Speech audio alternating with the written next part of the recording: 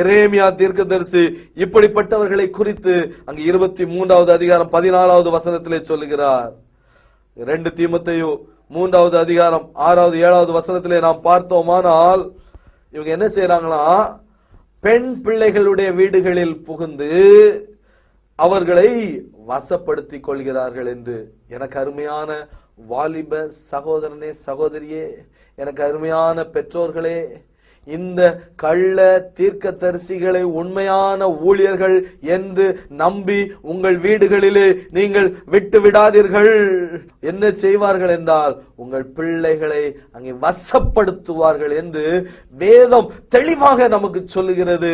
அதனால் தான் கடவுள் சொல்லுகிறார், இப்படிப்பட்ட கள்ள தீர்க்கதரிசிகளை குறித்து எச்சரிக்கையாய் இருங்கள் என்று. வேதம் என்ன சொல்கிறது என்றால், வஞ்சிக்கிற ஆவியை உடையவர்கள்.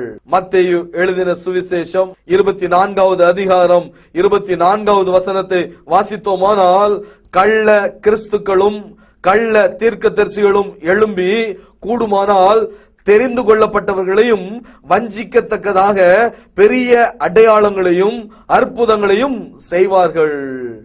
இந்த கள்ள தீர்க்கதரிசிகள் என்ன செய்வாங்களா, அதாவது தெரிந்து கொள்ளப்பட்டவர்களை கூட வஞ்சிக்கக்கூடிய அற்புதங்களை செய்யக்கூடியவர்கள்.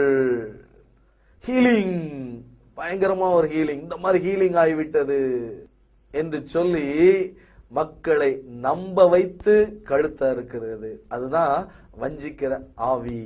இப்படிப்பட்ட காரியங்களை அற்புதங்களை செய்து அங்க நம்ப வைப்பாங்களாம். எனக்கு அருமையான தேவனுடைய பிள்ளைகளே, அற்புதங்களை நம்பி இந்த கள்ள தீர்க்கதரிசிகளிடம் ஏமாந்து போய்விடாதிருங்கள்.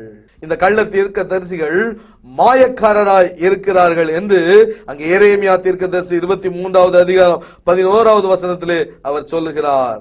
2 பேதுரு 2:1 பேதுரு சொல்லுகிறார், கேட்டுக்கு ஏதுவான வேத புரட்டுகளை தந்திரமாய் இவர்கள் நுழைய பண்ணுகிறவர்கள் என்று.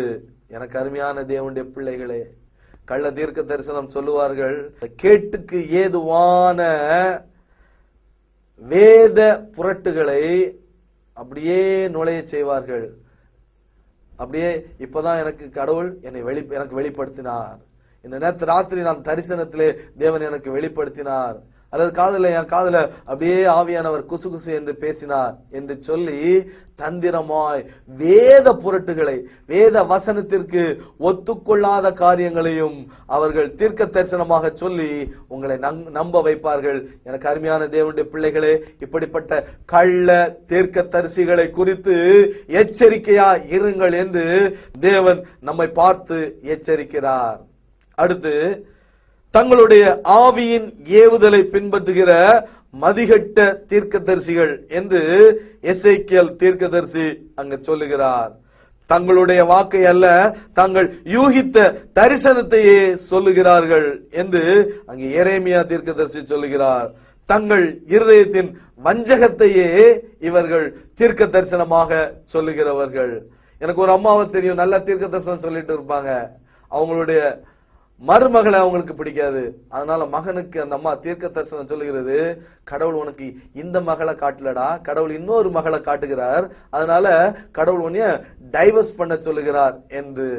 எனக்கு அருமையான தேவனுடைய பிள்ளைகளே, வேத வசனம் இப்படியா சொல்லுகிறது, தேவன் இணைத்தவர்களை மனிதன் எவனும் பிரிக்காதிருக்க கடவன், தள்ளி விடுதலை நான் வெறுக்கிறேன் என்று அவர் சொல்லுகிறார். ஐ ஹேட் டைவர்ஸ். ஆனா இந்த தீர்க்க தரிசனம் இந்த அம்மா எப்படி சொல்லுது, கடவுள் உன்னைய டைவர்ஸ் பண்ண சொல்றாரு. இதுல இருந்தே நமக்கு என்ன தெரியுது, எனக்கு அருமையான தேவனுடைய பிள்ளைகளே, இவர்கள் எப்படிப்பட்ட ஒரு ஆவியை உடையவர்கள். வேத வசனத்திற்கு ஒத்துக்கொள்ளாத காரியங்களை இவர்கள் தேவன் சொன்னார் என்று சொல்லுகிற அவர் வஞ்சக இருதயம் உள்ள அவர்கள் தீர்க்க தரிசிகள்.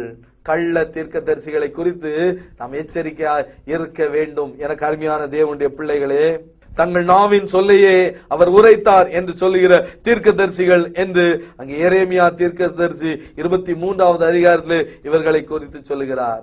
அடுத்து சொல்லுகிறார், அந்த தீர்க்கதரிசிகள் அந்த நாட்களில் எப்படி இருந்தாங்களா, பாகாலை கொண்டு தீர்க்க தரிசனம் சொல்லுகிறவர்களாக இருந்திருக்கிறாங்க. அது இன்னைக்கும் பொருந்தும்.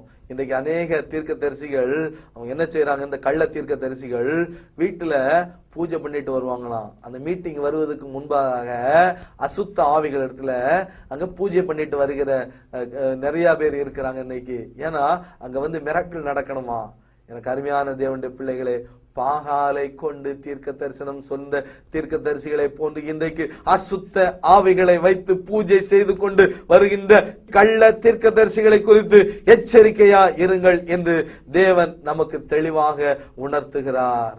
எரேமியா தீர்க்கதரிசியின் புஸ்தகம் 28வது அதிகாரம் 15வது வசனத்தை நாம் பார்த்தோமானால், இந்த ஜனத்தை பொய்யை நம்பும்படி செய்கிறவர்கள், பொய்யை தீர்க்க தரிசனமாக சொல்லி அது இந்த ஜனத்தை நம்பும்படி செய்கிறவர்கள் என்று இந்த மக்களை பார்த்து அங்கே தேவன் தெளிவாக சொல்லுகிறார். எனக்கு அருமையான தேவனுடைய பிள்ளைகளே, இதை நம்ப வைக்கிறதுக்காக அவங்க என்ன செய்வாங்க அப்படின்னாச்சுன்னா, ஏதோ ஒரு பாஷையை பேசுறோம்னு சொல்லிட்டு அது தூதர் பாஷை என்று ஃப்ராட் விடுவாங்க. வெளிப்படுத்தின விசேஷம் 16வது அதிகாரம் 13வது வசனத்தை நாம் பார்த்தோமானால் அங்கே வேதம் தெளிவாக சொல்லுகிறது, தவளையின் ஆவியை உடையவர்கள். அவங்க பேசுறது அர்த்தமே இல்லாத ஒரு பாஷை. ஆனா கேட்டா இது தேவ தூதர்கள் பேசுகிற பாஷை என்று சொல்லுவார்கள்.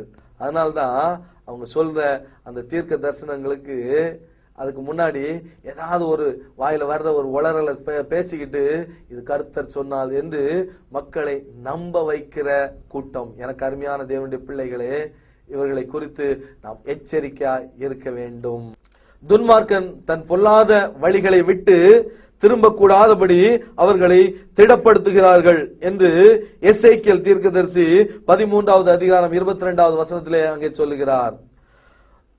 துன்மார்க்கன் தான் செய்த அந்த துன்மார்க்கத்தை விட்டு விலக வேண்டும், அதுதான் ஊழியம். ஆனா அவங்க காணிக்க அவங்க கொடுக்கறத வாங்கிக்கிட்டு கர்த்தர் உன்னை ஆசீர்வதிக்கிறார், பிரதர் கர்த்தர் உங்கள் வியாபாரத்தை ஆசீர்வதிக்கிறார், அவர்களுக்கு ஆசீர்வாதத்தை அள்ளி கொடுத்து அங்க தீர்க்க தரிசனம் சொல்லுவது.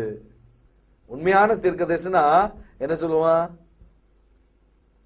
ஐயா நீ பண்றது அநியாயம், நீ பண்றது அட்டுழியம், கடவுளுடைய வார்த்தைக்கு விரோதமானது, வேத வசனங்களுக்கு விரோதமானது, இப்படிப்பட்ட நீ தொழில நீ செய்ய வேண்டாம்.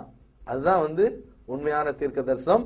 வேத வசனம், அந்த உண்மையான தீர்க்க தரிசனம் ஆகிய வேத வசனம் நமக்கு அதைத்தான் சொல்கிறது. ஆனா இவங்க அவர்கள் எப்படிதான் துன்மார்க்கமாய் வாழ்ந்தால் கூட பணத்திற்காக தீர்க்க தரிசனம் சொல்லுவார்கள். துன்மார்க்கன் தன் பொல்லாத வழியை விட்டு திரும்ப கூடாதபடிக்கு அவங்களை திடப்படுத்துவார்கள். நீ எப்படி வேணாலும் வாழ்ந்துக்கோ, காணிக்க கொடுத்துக்க, அவனுக்கு ஆசீர்வாதம்.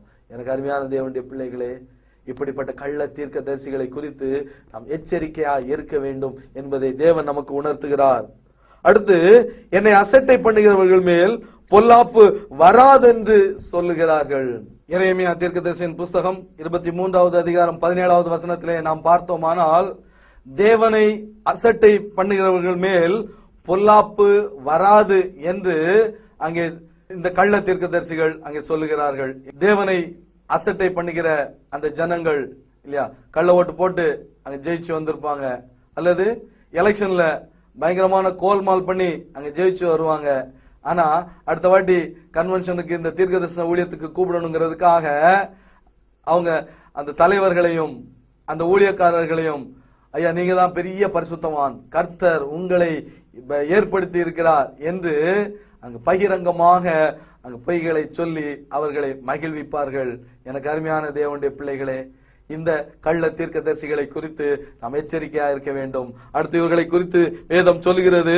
இவர்கள் 2 தீமோத்தேயு 3வது அதிகாரம் 5வது வசனத்தை பார்த்தோமானால், தேவ பக்தியின் வேஷத்தை தரித்து அதன் பலனை மறுதலிக்கிறவர்களாக காணப்படுவார்கள். வெளியில பார்த்தா ஒரு பெரிய பிரசங்கியாரா இருப்பாங்க, பெரிய தீர்க்கதரிசியா இருப்பாங்க, ஆனா அவங்களுடைய வாழ்க்கையை பார்த்தா பயங்கர கேவலமாக இருக்கும். கொள்ளை, விபச்சாரம், பொய், பித்தலாட்டம், ஃப்ராடு, அங்க சீட்டிங், அரசாங்கத்தை ஏமாத்துறது, பொய் கணக்கு எழுதுறது, இதுதான் இவங்களுடைய வாழ்க்கை. அடுத்து இன்னொரு காரியம் சொல்லி இருக்கிறது. 2 பேதுரு 2வது அதிகாரம் 2வது வசனத்தை பார்த்தோமானால், அவர்களுடைய கெட்ட நடக்கைகளை அநேகர் பின்பற்றுவார்கள், அவர்கள் நிமித்தம் சத்திய மார்க்கம் தூஷிக்கப்படும் என்று.